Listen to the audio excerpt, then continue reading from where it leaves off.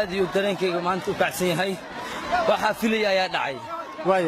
ma filaysin goolal intaas leegaad uga badisaan degmada waa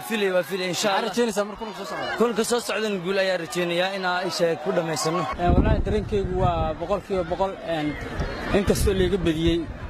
marna waxaan ka soo qayb galnay waa koobkaas aan u tirtabaynay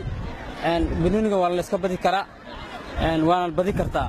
mar haddii laga badiyo ina dhimatay maahan waa soo noolaa kartaa groupka waxa kula jirtaan degmada Cabudwaaq ciyaarta kale hadii aad badisaan waxa suuragal ah in soo baxdaan ma isleedahay degmadaadu semifinalka oo gudbi kartaa haddii ilaahay laga helo waa jecelnahay inkastoo galabta xoogaa qaadaad annaka dhexdeena banooniyaasha kaga dhali awoodna la kaga dhalin waana ma dhiman waa soo noolaa karnaa waana